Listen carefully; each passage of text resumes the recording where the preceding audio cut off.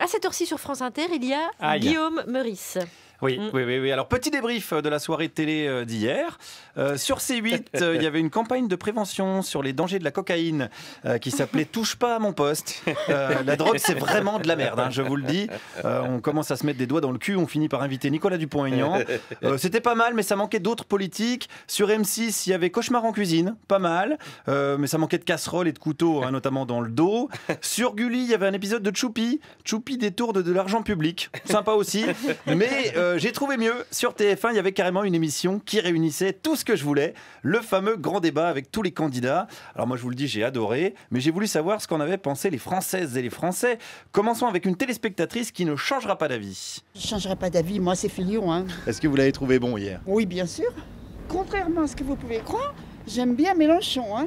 Il est très intelligent, il a des choses justes. Et tout, mais enfin, bon. Vous aimez bien Fillon et Mélenchon? Voilà, et on salue la championne de France de grand écart, hein, donc j'ai rencontré ce matin une souplesse rare qui n'est pas sans rappeler celle d'Emmanuel Macron, hein, qui, je le rappelle, a un pied sur l'épaule d'Alain Madelin et l'autre dans le collier de barbe de Robert Hue. Tiens, puisqu'on parle de Macron, voyons avec une autre téléspectatrice. Moi d'abord, je ne connais rien en économie alors.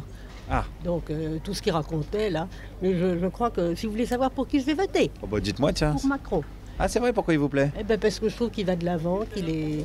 Oui. Donc vous connaissez rien en économie, donc vous allez voter Macron? Oui. Voilà, donc il y a une logique, il y a une vraie logique, hein, puisque les économistes avec Macron, c'est par exemple Alain Minck, hein, qui disait en 2008 « La crise est derrière nous ». Ah, donc moi, je serais Macron, je préférerais encore avoir comme soutien un corbeau mort cloué sur une porte avec un t-shirt Routel Krief et un slip Paco Rabanne. À mon avis, ça porte moins la poisse. Alors évidemment, ce matin, également des soutiens de Le Pen, mais pas de celle qu'on croit, plutôt le père. C'est tout de même lui qui a fait le FN, et j'ai été d'accord avec beaucoup d'idées du père. Attendez, il a tout de même, je ne veux pas faire de racisme ou n'importe quoi, mais il a tout de même eu la priorité aux Français, c'est un peu lui. Il a une idée de la France. Il avait une idée de la France. Il avait une idée de la France un peu raciste, non? Tout à fait, oui. Mais attendez, moi je ne veux pas l'être. Mais au fond de moi...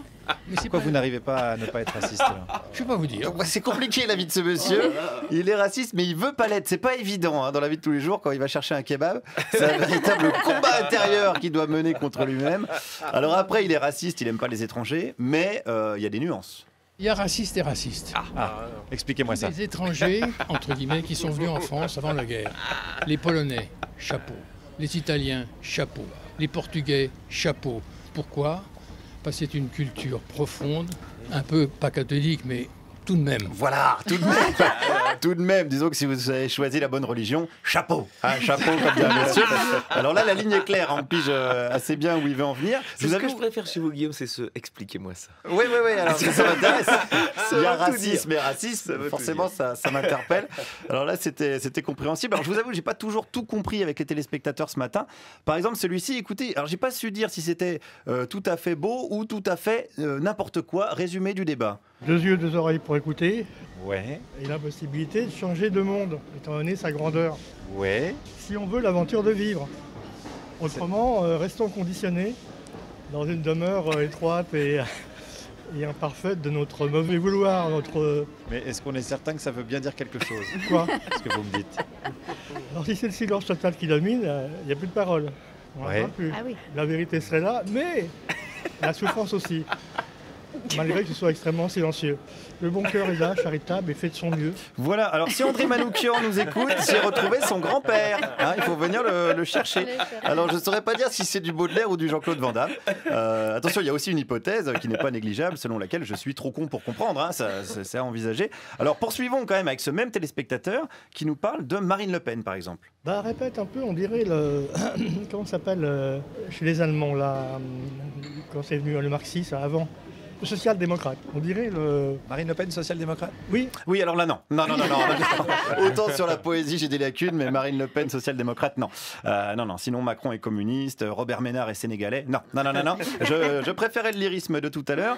Et puisque je préfère le lyrisme et la grandiloquence, concluons avec un autre téléspectateur. Les seuls qui avaient le sens des réalités quand même économiques, Monsieur Macron avec des hypothèques sur l'avenir qui sont propres à la jeunesse et au manque d'expérience quand même de gouvernement. Et Monsieur Fillon était quand même parfait. Ah oui, à ce point-là? Oui. Vous savez ce que disait Talleyrand?